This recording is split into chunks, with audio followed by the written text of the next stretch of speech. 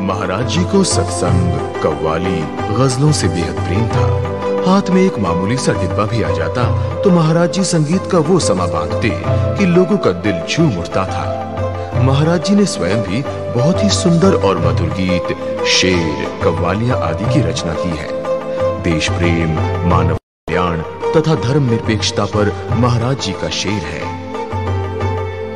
निगाहें बदल गई है, राहें नहीं बदली, इसका गम नहीं। हमारी राहें न बदले, क्योंकि उन पर चलना किसी का दम नहीं। जहां महाराज जी पूरी दुनिया को अपना परिवार मान उसकी भलाई में लगे थे, वहीं उनके माता पिता की दिली ख्वाहिश थी कि उनके बेटे की भी शादी हो।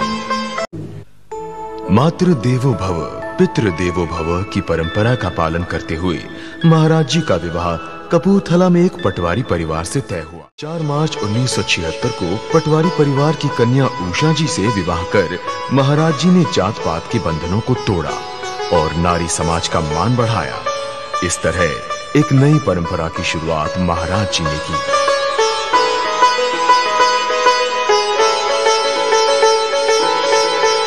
महाराज दर्शनदास जी के भक्त पंजाब के बाहर दूर दूर तक फैलने लगे।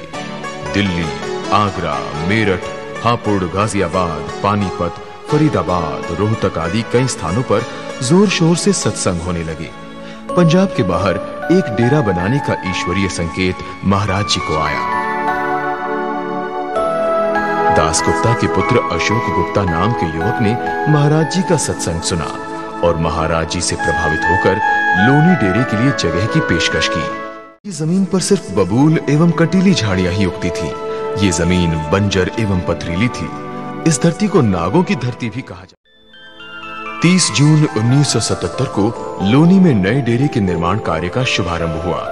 महाराज जी ने अपने शिष्यों से कहा कि डेरे की सीमा के अंदर सांप बिच्छू किसी को काटेंगे नहीं और आज तक किसी को इन जीवों से कोई नुकसान नहीं पहुंचा है। महाराज जी के नेतृत्व में भक्तों ने इस जंगली जमीन को स्वर्ग में परिवर्तित कर दिया।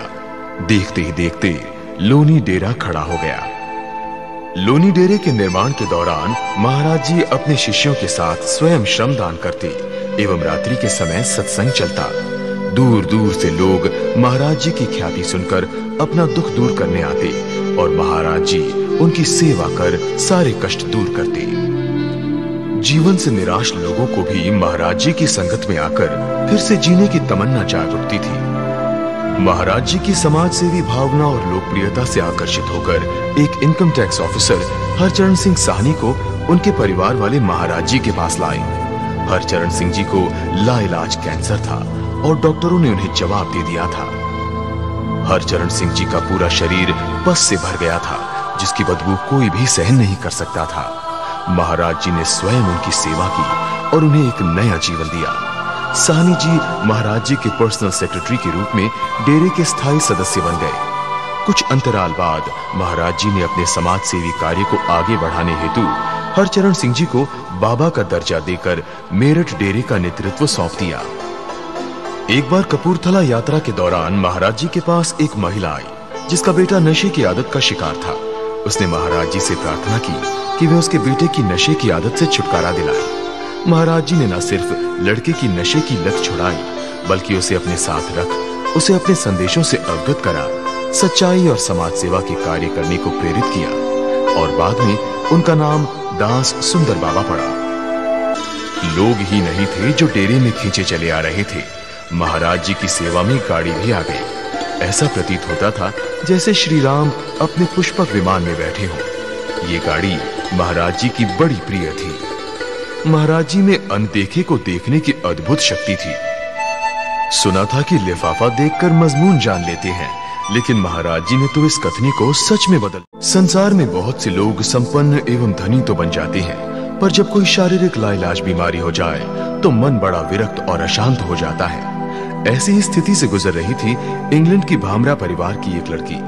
उन्हें भी तभी चैन आया जब वे महाराज जी की शरण में आई और धन्य हो गई। इस लड़की की तरह ही देश के कोने कोने से भक्त महाराज जी का प्रेम संदेश उनके सत्संगों द्वारा प्राप्त करने लगे। जहां उनके भक्तों का परिवार बढ़ रहा था, वहीं अब माता उषा जी को भी अपना परिवार संपूर्ण करने की इच्छा मन में जागी। महाराज जी ने भविष्यवाणी की थी कि जैसे गुरु नानक देव जी की 2 संतानें हुई थी, वैसे ही उनको भी 2 संतानें होंगी। भला महाराज जी की वाणी कैसे मिथ्या साबित होती। 7 जनवरी 1978 को उनके प्रथम पुत्र त्रिलोचन का जन्म हुआ। उसके पश्चात उनके दूसरे पुत्र ध्यानु का जन्म हुआ।